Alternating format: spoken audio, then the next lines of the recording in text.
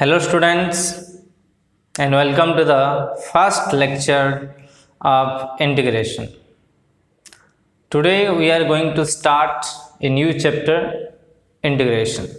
The last class we discussed about maxima minima. We have discussed some problems regarding maxima minima. Today we are going to start the new chapter, that is integrations. First, okay, तो integration का छोटा सा definition पहले देखते हैं. Simple definition देखेंगे. देखो first मैं बोल देता हूँ कि इंटीग्रेशन अभी जो पढ़ेंगे अभी वो इनडेफिनाइट इंटीग्रेशन पढ़ेंगे. Indefinite integration. ओके, उसके बाद हम इंटीग्रल कैलकुलस एक पूरा का पूरा यूनिट है. इस यूनिट में पहले हम इंडेफिनाइट इंटीग्रेशन पढ़ेंगे, उसके बाद पढ़ेंगे डेफिनाइट इंटीग्रेशन, उसके बाद पढ़ेंगे डेफिनाइट इंटीग्रेशन, उसके बाद इसका application of integration, and that is nothing but area under curve. Area under curve. Okay, और इसके बाद एरिया अंडर कर्व के बाद इंटीग्रल कैलकुलस में और एक चैप्टर है, that is your differential equations. Okay, तो ये सारे चैप्टर कवर होता है इन इंटीग्रल. दिस इज अब इंटीग्रल कैलकुलस में ये सारे चैप्टर हैं इन द 12th क्लास. तो ये जो चैप्टर है, पहले आपको हर तरह के फंडामेंटल्स ऑफ इंटीग्रेशन प्रोसेस का, इंटीग्रेशन का हर मेथड, रूल सब यही चैप्टर में पढ़ेंगे. और बाकी जो चैप्टर है डेफिनाइट इंटीग्रेशन में मतलब ये वाला पोर्शन में हर चीज़ में यूज़ होगा. ये इंडेफिनाइट इंटीग्रेशन का हर प्रोसेस तुम्हें पता नहीं है तो तुम definite integration, area under curve या डिफरेंशियल इक्वेशन कुछ भी नहीं, छू भी नहीं सकते. तो you have to clear about the indefinite integration, इसके रूल्स, मेथड, फॉर्मूला आपको जानने के बाद आप डेफिनेट इंटीग्रेशन और एरिया अंडर कर्व और डिफरेंशियल इक्वेशन के क्वेश्चन सॉल्व कर सकते हो. तो अभी फास्ट हम पढ़ेंगे इंडेफिनाइट इंटीग्रेशन से शुरू करेंगे अभी. ओके, तो अभी जो पढ़ेंगे वो इंडेफिनाइट इंटीग्रेशन. पहले इंटीग्रेशन क्या है? ओके, इंटीग्रेशन एक प्रोसेस है, यानी हम कह सकते हैं integration is the reverse. Simple definition है, integration is the reverse process of differentiation. Okay, integration is the reverse process of differentiation.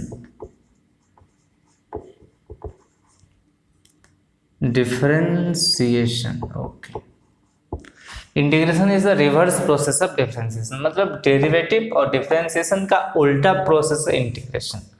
Okay, उसका उल्टा प्रोसेस है इंटीग्रेशन. सपोज और एक हम कह सकते हैं डिफरेंशिएशन का मतलब है डिफरेंशिएट करना, मतलब किसी भी बड़ा टर्म को छोटा छोटा कर देना, वो है डिफरेंशिएशंस. ओके, डिफरेंशिएशन x का अगर डेरिवेटिव को देखोगे तो x का डेरिवेटिव dx है. dx एक स्मॉल पार्ट है, x एक बड़ा पार्ट है, और dx का अगर इंटीग्रेशन देखोगे वो x हो जाएगा. मतलब बहुत सारे छोटे छोटे इंटीग्रेशन का मतलब जनरली सम है, सम.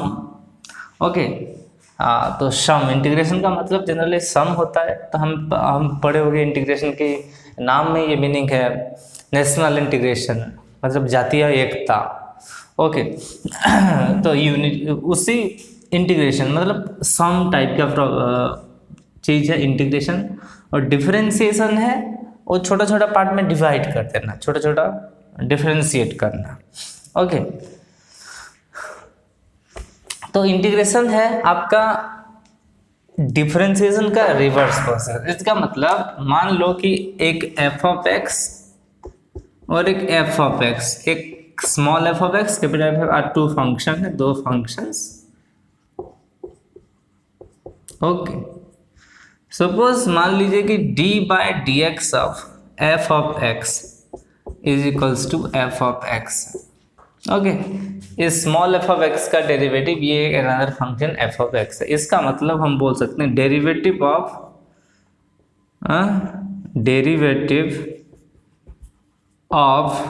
F of x is f of x. और इसका रिवर्स हम बोल सकते हैं, ये अगर इसका डेरिवेटिव है, ये इसका अगर डेरिवेटिव है, ये अगर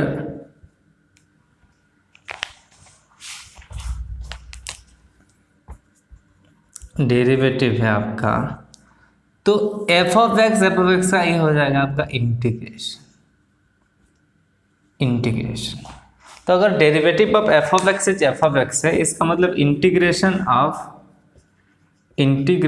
ऑफ दिस, मतलब F of x, integration of F of x is f of x. इसी फंक्शन का डेरिवेटिव अगर ये फंक्शन है, तो इस फंक्शन का इंटीग्रेशन ये फंक्शन हो जाएगा। ओके, तो रिवर्स प्रोसेस है। फॉर एग्जाम्पल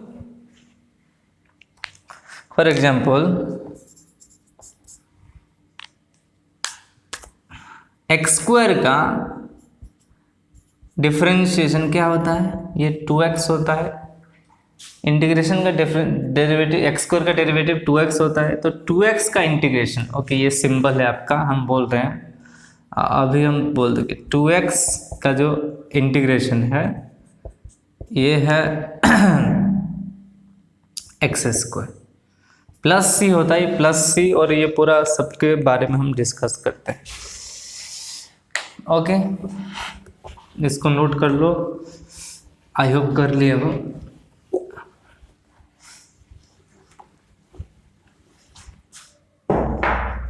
ठीक है, हम क्या लिखे थे कि अगर f of x derivative of F of x is equals to, अगर एफ ऑफ एक्स है, okay, then integration of F of x D x is equals to होगा एफ ऑफ एक्स प्लस सी होगा। ओके, तो ये generally कहाँ से आया, this is elongated S का सिंबल है, this is nothing but S. एक एस को हम इलंगेटेडली लिखते हैं, इलंगेटेड एक्स, थोड़ा लंबा करके एस को लिखा गया है। ओके, एस पर समेशन, तो इंटीग्रेशन जो समेशन ही है, तो इलंगेटेड एस है। और ये आपका sign of integration, this is the sign of integrations. इस चीज को हम कहते हैं साइन ऑफ इंटीग्रेशन। इसको हम कहते हैं इंटीग्रेंट, जिसका इंटीग्रेशन किया जाता है उसे कहा जाता है इंटीग्रेंट्स। ओके, जिसका इंटीग्रेशन हम करेंगे उसको हम कहते हैं इंटीग्रेंट्स। और ये dx से जिसके रेस्पेक्ट से इंटीग्रेशन कर रहे हैं। ओके, ये dx क्या है, जिसकी रेस्पेक्ट से हम इंटीग्रेशन कर रहे हैं उसको कहते हैं, ये वो है dx। मतलब ये एफ ऑफ एक्स का फंक्शन है, तो उसको dx की रेस्पेक्ट से इंटीग्रेशन किया जा रहा है। और ये आपका है integrals, this is integral. Okay, this is your integrals, मतलब इंटीग्रेशन, ये टोटल एक इंटीग्रेशन प्रोसेस है। इस प्रोसेस में जिसको इंटीग्रेशन किया जाता है वो इंटीग्रेंट्स है, जो भी रिजल्ट आता है उसको हम इंटीग्रल्स कहते हैं। और जो c है वो है आपका कांस्टेंट ऑफ इंटीग्रेशन, c है आपका कांस्टेंट ऑफ इंटीग्रेशंस। ओके, ये कांस्टेंट ऑफ इंटीग्रेशन भी यूज क्यों होता है हम बताते हैं आपको। ओके, देखो अगर हम एक्स स्क्वायर की डेरिवेटिव करते हैं तो रिजल्ट क्या आ रहा है कि 2x आ रहा है result. Okay, D by D x of x square 2x। अगर हम D by D x x square plus 1 करेंगे तो रिजल्ट कितना आएगा, 2x ही आ रहा है। अगर डी बाई डी एक्स अब एक्स स्क्वायर प्लस टू करेंगे तो रिजल्ट कितना आ रहा है, 2x ही आ रहा है। तो इसी केस में यहाँ से हम पता चला इंटीग्रेशन का रिवर्स प्रोसेस ऑफ डेरिवेटिव। तो एक्स स्क्वायर का अगर डेरिवेटिव 2x है, एक्स स्क्वायर का डेरिवेटिव अगर 2x है तो 2x का इंटीग्रेशन एक्स स्क्वायर होगा। ओके, 2x का इंटीग्रेशन एक्स स्क्वायर होगा। इस केस में देखो, इस केस में एक्स स्क्वायर प्लस 1 का डेरिवेटिव 2x है, तो 2x का इंटीग्रेशन क्या होना चाहिए, एक्स स्क्वायर प्लस 1 होना चाहिए। ऐसे इसी केस में 2x का इंटीग्रेशन एक्स स्क्वायर प्लस 2 होना चाहिए। होगा कितना, अगर इन जनरल अगर हम लिखेंगे कि अगर डी बाई डी एक्स अब एक्स स्क्वायर प्लस सी का इंटीग्रेशन क्या होगा, ये भी 2x होगा। C could be anything, C can be any constant. तो इसीलिए ये एक्स स्क्वायर प्लस समथिंग का इंटीग्रेशन 2x है। उसी कांस्टेंट समथिंग को डिनोट करने के लिए हम लिख देते हैं सी। तो हर एक आंसर में आपका प्लस सी रहना जरूरी है। अगर प्लस सी आप भूल गए, if you forget to write plus c, then integration the result is not correct, तो पूरा करेक्ट नहीं होगा। ओके, इसको भी बिल्कुल भूलना नहीं। dx है आपका, जिस रेस्पेक्ट में इंटीग्रेशन करना है इसको भी कभी नहीं भूलना। इसको भी भूल जाओगे तो गलत हो जाएगा, c को भूल जाओगे फिर भी गलत हो जाएगा। ठीक है, तो हर केस में हमें आंसर में इंटीग्रेशन के जो रिजल्ट आएगा वहाँ पे प्लस सी मस्ट यूज करेंगे, एक प्लस सी मस्ट यूज करेंगे in case of indefinite integration. Definite integration में जो बाद में पढ़ेंगे वहाँ पर सी यूज करने की जरूरत नहीं है। ओके, ठीक है, इसको थोड़ा सा नोट कर लो।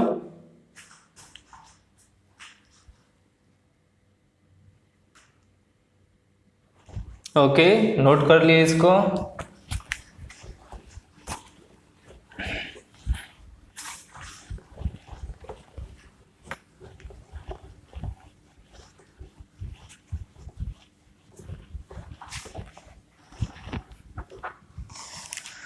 Integration is the reverse process of differentiation है, मतलब डेरिवेटिव है, इसलिए integration is also called, okay, integration को हम एंटी डेरिवेटिव भी कहते हैं। इट इज ऑल्सो कॉल्ड, इसको एंटी डेरिवेटिव भी कहा जाता है। मतलब कहीं पे एग्जाम में आप फाइंड द एंटी डेरिवेटिव, इसका मतलब आप इंटीग्रेशन ही निकालना है उसका।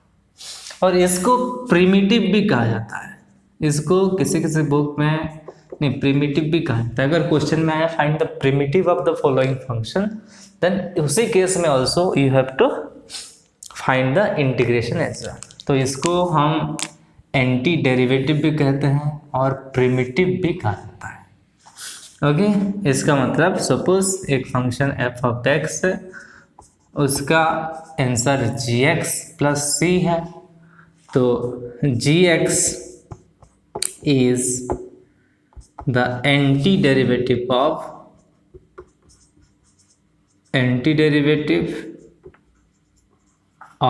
एफ ऑफ एक्स, और anti derivative F of X भी होगा, और मैं भी जी एक्स को हम इज द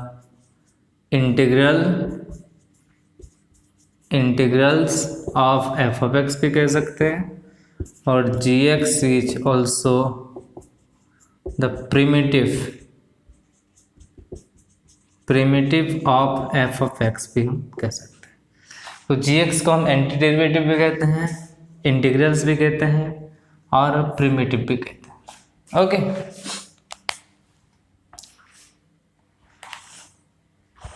लिख लो इसको।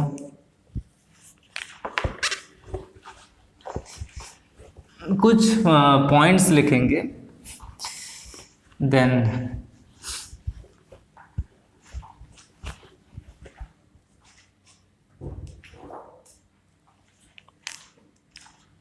कुछ पॉइंट्स। फर्स्ट पॉइंट आपका है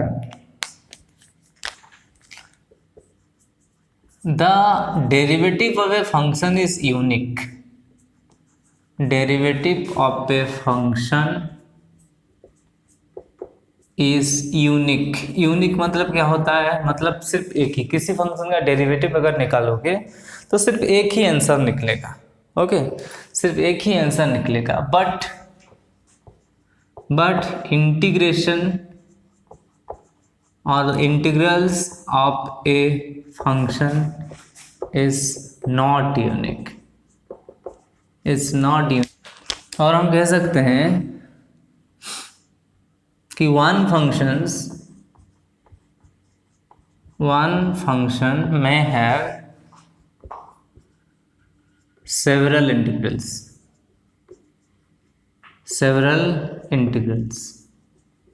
और we can say infinite number of integrals भी हो सकता है, क्योंकि all integrals differ by और कह सकते हैं two integrals of a function is differ by a constant। इसका मतलब किसी एक फंक्शन का सेवरल इंटीग्रल्स और कैसे इनफाइनाइट नंबर ऑफ इंटीग्रल्स हो सकते हैं। किसी भी फंक्शन का दो ठो इंटीग्रल के बीच में डिफरेंस बस एक कांस्टेंट का होता है। Fourth point, while solving integration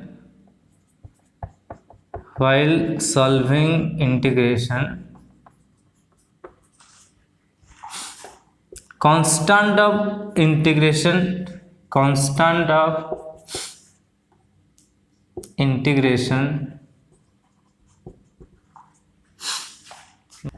integration should be written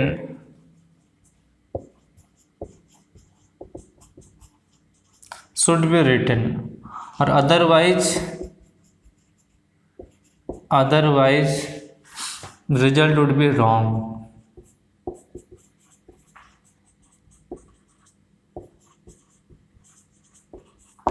result would be wrong।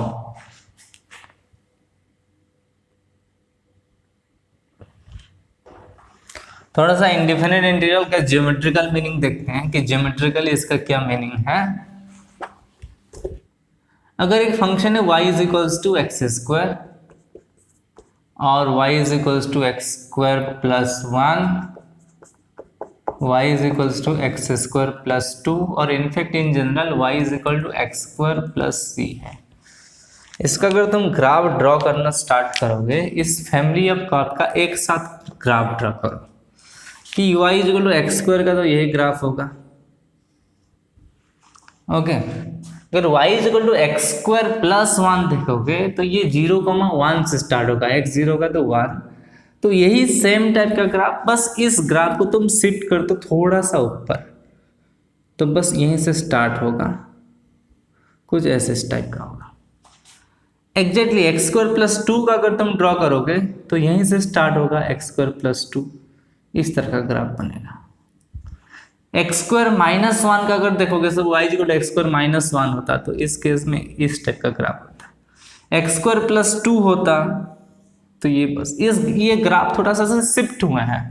But यहाँ भी एक पॉइंट ले लो कि x इज इक्वल्स टू ये a है और सम 1 और 2 anything x is equals to a है, तो इंटरसेक्शन पॉइंट क्या है, ये एक पॉइंट है, ये x is equals to a वाला पॉइंट है, ये x is equal to a वाला पॉइंट, ये x is equal to a है, यहाँ भी x is equals to a है। तो इस केस में बहुत सारे टेंजेंट ड्रॉ होगा। देखो ये टेंजेंट ड्रॉ होगा, ये टेंजेंट ड्रॉ होगा, ये टेंजेंट ड्रॉ होगा, ये टेंजेंट ड्रॉ है। ओके, थोड़ा सा लाइन देखो टेढ़ा मेढ़ा है, थोड़ा सा एडजस्ट करना। ये टेंजेंट ड्रॉ होगा, तो ये हर टेंजेंट जो ऑब्वियसली पैरेलल होगा, ऑब्वियसली पैरेलल होगा। जो y is equal to 2x का अगर हम इंटीग्रेशन 2x का इंटीग्रेशन जब करेंगे एक्स स्क्वायर प्लस सी, ये एक्स स्क्वायर प्लस सी ये फैमिली ऑफ कर्व को रिप्रेजेंट करता है, ये फैमिली ऑफ कर्व को रिप्रेजेंट करता है। देखो इस एक्स स्क्वायर प्लस सी मतलब सी कैन बी एनीथिंग, सी कोई भी रियल नंबर है, मतलब मैं भी 0 1 2 3 4 5 6 और -1 -2 कुड बी एनीथिंग, और ये इस सी में भी √2 √3 एनीथिंग। तो एक्स स्क्वायर की एक्स सी की वैल्यू चाहे जो भी होगा तो ये इसी एक कर्व में से होगा। इसी कर्व, ये बहुत सारी कर्व बीच में भी है देखो, सपोज एक्स स्क्वायर प्लस 0.5 है तो इस बीच में होगा, एक्स स्क्वायर प्लस 3.1 है तो इसी यहाँ कहाँ उसका ग्राफ होगा। तो एक्स स्क्वायर प्लस सी किसको रिप्रेजेंट करता है? एक्स स्क्वायर प्लस सी एक फैमिली ऑफ कर्व को रिप्रेजेंट करता है। It's represent a family of curve, okay, जो कि मतलब एक पैरेलल फैमिली ऑफ ऐसे कर्व है। एक्स स्क्वायर प्लस सी एक फैमिली ऑफ कर्व है, ओके, जो जनरली, और इसको देखेंगे तो this is symmetric about its y axis में सिमेट्रिक है सारे कर्व। तो y is equal to 2x का जो 2x का इंटीग्रेशन है x square plus C, X square plus C का यही ज्योमेट्रिकल मीनिंग है कि आप किसी भी पॉइंट पे इसी एक्स स्क्वायर प्लस सी की यही खासियत है कि आप कोई भी पॉइंट उठा लो x इज इक्वल टू ए, और हर केस में एक स्लोप निकालना चाहोगे तो हर किसी का स्लोप सेम होगा। सपोज ये x square plus c point, ये फैमिली ऑफ कर्व है, आप x इज इक्वल टू 2 में स्लोप निकालना चाहते हो, find the slope at x is equal to 2, तो हर केस में स्लोप सेम ही होगा। तुम ग्राफ में भी देख सकते हो कि स्लोप सेम होगा, और इसलिए उसका जो ऑल टेंजेंट्स आर पैरेलल, क्योंकि पैरेलल लाइन है, parallel line meaning same slope, okay,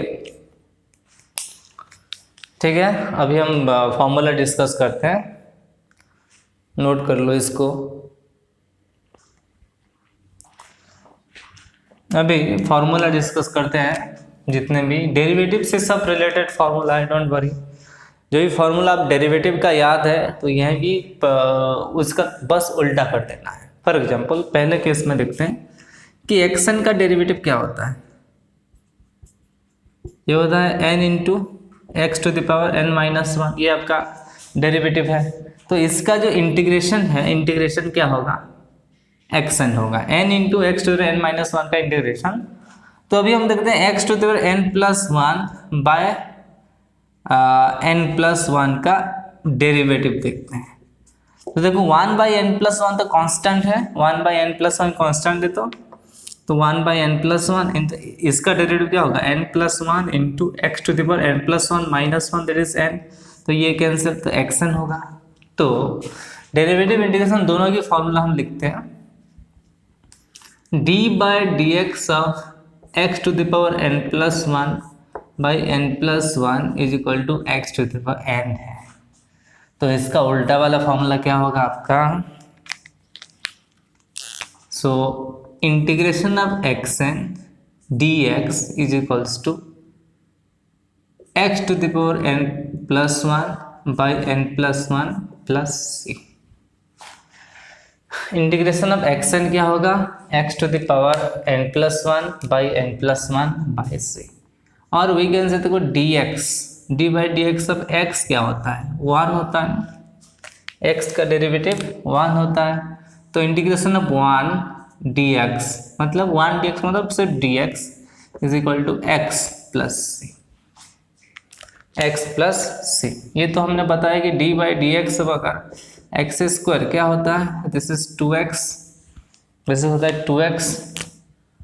so integration of 2x क्या होगा? 2x dx is equals to your X square plus C, X square plus सी होगा, okay. D by D x of sine X क्या होता है? Is equal to cos X होता है। D by D x of sine X का derivative cos X, तो cos X का integration cos X D X, इसका इंटीग्रेशन होता है sine X plus C, don't forget plus C, okay. Then D by D x of cos x क्या होगा? ये होता है माइनस साइन एक्स होता है, कॉस एक्स का डेरिवेटिव माइनस साइन एक्स होता है। तो इंटीग्रेशन ऑफ साइन एक्स अगर देखेंगे तो ये माइनस को उधर ले लो तो ये हो जाएगा cosine X D x is equal to minus cos X plus C, okay, is equals to minus cos X plus सी। और क्या था? D by D x of tan X क्या था आपका? सेकेंड स्क्वायर एक्स इसका मतलब sec square X D x का integration कितना होगा 10x प्लस सी होगा। ओके 10x प्लस सी होगा। Then D by D x of cot x, cot x क्या था आपका कोसेकेंड स्क्वायर एक्स, तो integration of cosecant square X is equals to, sorry ये माइनस कोसेकेंड स्क्वायर एक्स था, integration of cosecant square X is to minus cot X plus c.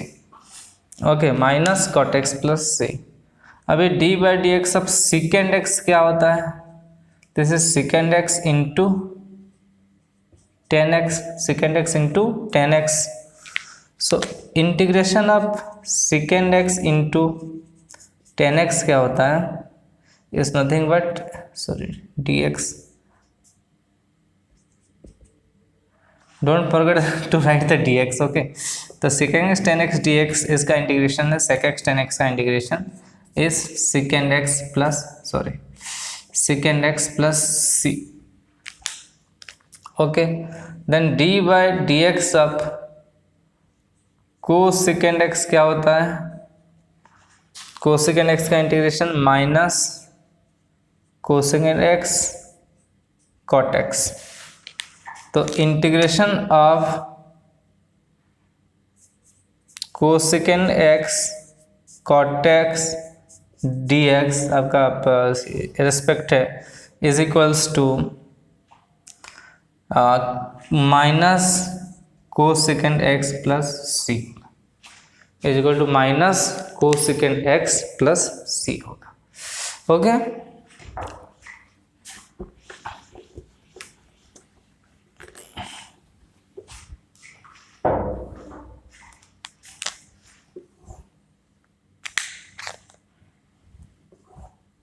Then और क्या होता है, क्या फॉर्मूला था D by D x of E की power x क्या होता है, ई की पावर एक्स होता है, तो इंटीग्रेशन ऑफ ई की power X is integration of E X D x is equals to E X plus C,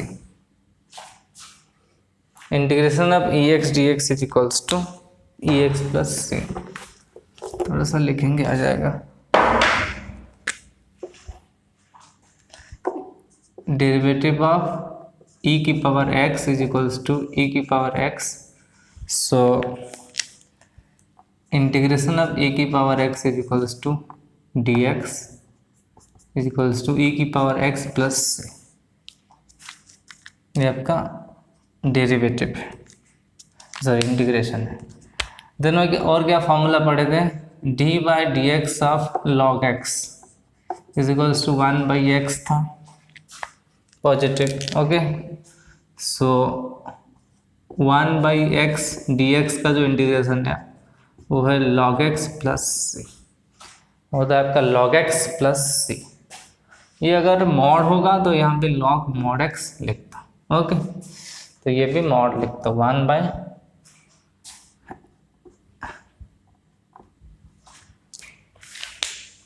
okay. Then और क्या फॉर्मूला था ए एक्स का फॉर्मूला था कि D by D x of A x क्या होता था, ए की पावर एक्स इंटू लॉग ए होता है, तो देखो ए एक्स लॉग ए का जो इंटीग्रेशन है वो ए एक्स होगा, ए एक्स लॉग ए का इंटीग्रेशन ए एक्स होगा, लेकिन इस केस में सिर्फ अगर ए एक्स का इंटीग्रेशन देखेंगे तो ये लॉग ए उधर आ जाएगा, तो ए की power X by log A plus C. Okay A की power X by log A plus C, इसको नोट कर लो, लिख लो, लिख दिए। अभी और कोई फॉर्मूला भी है बाकी है, लिखते हैं सबको।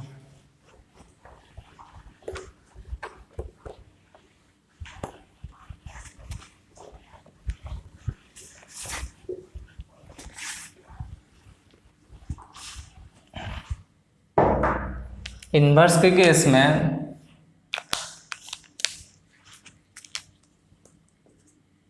Derivative of sine inverse of x क्या होता है, 1/1 माइनस एक्स स्क्वायर का अंडर रूट। तो यहीं से फॉर्मूला डिराइव होगा कि 1/1 माइनस एक्स स्क्वायर का integration d x is equals to sine inverse of x plus c, sine inverse of x plus c. Similarly d by D x of cos inverse of x क्या होता था, -1/1 minus x square ये होता है। इसी तरह -1/1 minus x square D x is equals to cos inverse plus C. Okay, cos inverse plus सी होगा। फिर D by D x of tan inverse x क्या होता था, 1/1 प्लस एक्स स्क्वायर यही होता है, 1/1 plus X square. So integration of 1/1 plus X square D x is equals to 10 inverse of x plus C. Okay, फिर D by D x of cot inverse of x क्या था, -1/1 plus X square. तो -1/1 plus X square का जो integration होगा वो होगा minus cot inverse x plus सी। तो एक चीज़ नोट करो, 1/1 माइनस एक्स स्क्वायर का जो इंटीग्रेशन है वो sine inverse x plus C भी हो सकता है और minus cos inverse x plus सी हो सकता है, और minus cos inverse x plus सी हो सकता है। तो माइनस कॉस इनवर्स एक्स मतलब ये दोनों सेम कैसे हुआ, हम ये फॉर्मूला लिखने के बाद समझाते हैं आपको। D by D x of 10 cot चला गया और एक cosec, sec first, sec inverse x क्या हुआ था, 1/x into x square minus 1। तो इसका जो इंटीग्रेशन है वो सेक इनवर्स एक्स होगा। तो 1/x into x square minus 1 d x का integration is second inverse x plus सी। और एक था cosec, so d by D x of cosec inverse x is -1/x into x square minus 1। So integration of -1/x into x square minus 1 का root over is equals to cosec inverse x plus सी। तो ये दोनों देखो same कैसे हुआ, अगर आप integration of 1/1 minus x square करोगे तो डी एक्स है, don't forget to write x. तो ये आपका आइदर साइन इनवर्स एक्स होगा प्लस सी, और क्या हो सकता है minus cos inverse x plus सी। ओके, ये दोनों सेम कैसे, हम देखो साइन इनवर्स एक्स को हम sine inverse x plus c को हम क्या लिख सकते हैं, π/2 minus cos inverse x plus c लिख सकते हैं कि नहीं। तो minus cos inverse x plus π/2 plus सी हो रहा है कि नहीं ये, तो π/2 तो कांस्टेंट है कि नहीं, तो π/2 कांस्टेंट है, तो π/2 और सी मिलके कांस्टेंट ही है, तो इसको भी cos inverse x plus c लिख सकते हैं। तो साइन इनवर्स एक्स प्लस सी और minus cos inverse x plus सी ये दोनों सेम है। इसी तरह से ये दोनों तो सेम है, ये यहाँ अगर माइनस हो जाएगा तो ये ऐसा फॉर्मूला तुम लिख सकते हो, और is equals to minus cos inverse x plus सी, और is equals to minus cot inverse x plus सी, और is equals to minus sec inverse x plus सी, और ये भी फॉर्मूला होगा। ओके, दोनों केस में सही है। तो pause the video to note it down.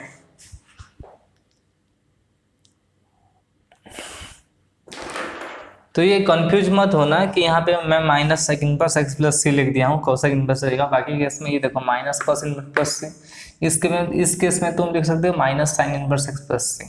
यहाँ लिख सकते हो यहाँ तो माइनस, ये माइनस है तो ये सिर्फ कॉट इनवर्स एक्स होगा, तो कॉट इनवर्स एक्स प्लस सी, ये सिर्फ cot inverse x plus C है। ओके, सिर्फ कॉट इनवर्स एक्स प्लस सी।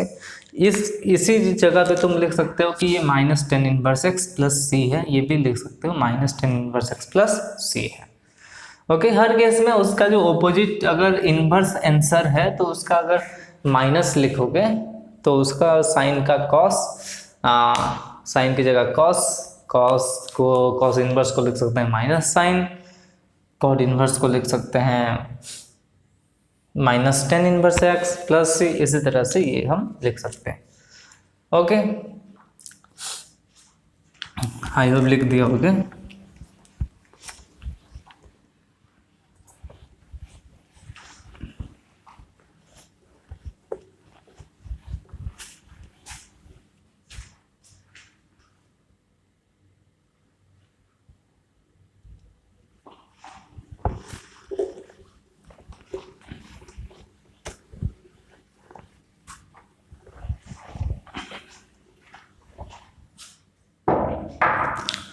कुछ प्रॉब्लम करेंगे। इससे पहले देखो, हर एक फंक्शन का इंटीग्रेशन जो है वो एग्जिस्ट करता नहीं है। It is not necessary that integration of every function is exist. Okay, एक point, it is not necessary, it is not necessary that integrals of every function is exist। Okay, किसी function का integration exist नहीं भी कर सकता है। For example, एक जो फंक्शन है f of x is equals to example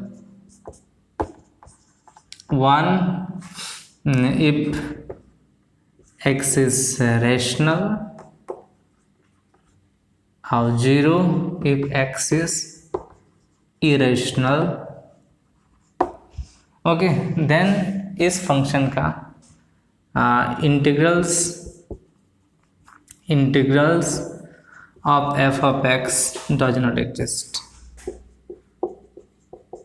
integrals of this function does not exist. Basically होता क्या है, देखो, कंटिन्यूस फंक्शन पता है तुम्हें, तो every continuous function is every differentiable function is continuous. अगर कोई फंक्शन डिफरेंशिएबल है तो कंटिन्यूस भी होगा ऑब्वियसली। अगर एक फंक्शन कंटिन्यूस है तो हम बोल नहीं सकते कि फंक्शन डिफरेंशिएबल होगा कि नहीं होगा। ओके, तो बट इंटीग्रेशन के केस में क्या होता है कि एवरी continuous function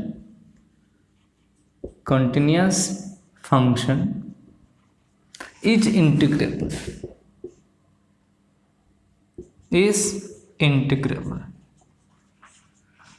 सारे कंटिन्यूस फंक्शन इंटीग्रेबल हैं।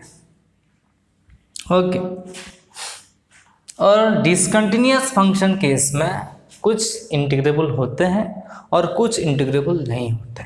उसका क्या होता है, discontinuous function, every discontinuous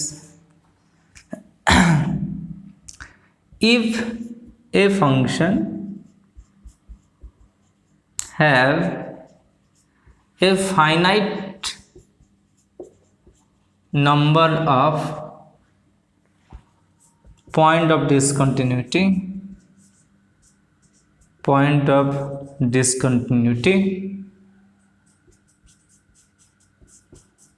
then it is integrable,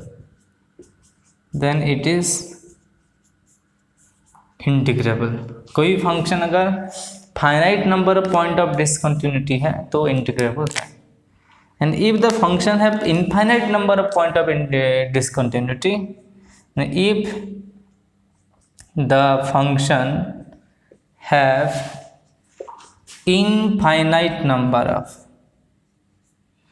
infinite number of point of discontinuity,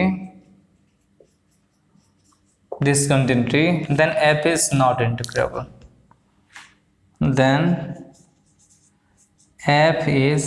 not integrable. Okay, देखो इस केस में एफ ऑफ एक्स का अगर पॉइंट ऑफ डिसकंटिन्यूटी चेक करोगे तो एक्स 1 पे रैशनल है, 0 पे इरेशनल है। तो इस केस में इनफाइनाइट नंबर ऑफ, ओके, अगर पॉइंट ऑफ डिसकंटिन्यूटी तुम चेक करोगे, there are infinite number of point of discontinuity. Okay, there are infinite number of point of discontinuity. Okay, so this function is not integrable. The integral of this function is does not exist. ये point है, every continuous function is integrable. तो every differentiable function is तो also integrable. जो भी function का derivative तुम निकाल सकते हो उस फंक्शन का इंटीग्रेशन निकाल सकते हो. ओके, ये भी फंक्शन है finite number of point of discontinuity, then it is integrable. अगर किसी फंक्शन का finite number of point of discontinuity है तो इंटीग्रेबल होता है. If the function have infinite number of point of discontinuity then f is not integrable. उसका integration हम नहीं निकाल सकते. ओके, इसको नोट कर लो, फिर कुछ प्रॉब्लम करते हैं.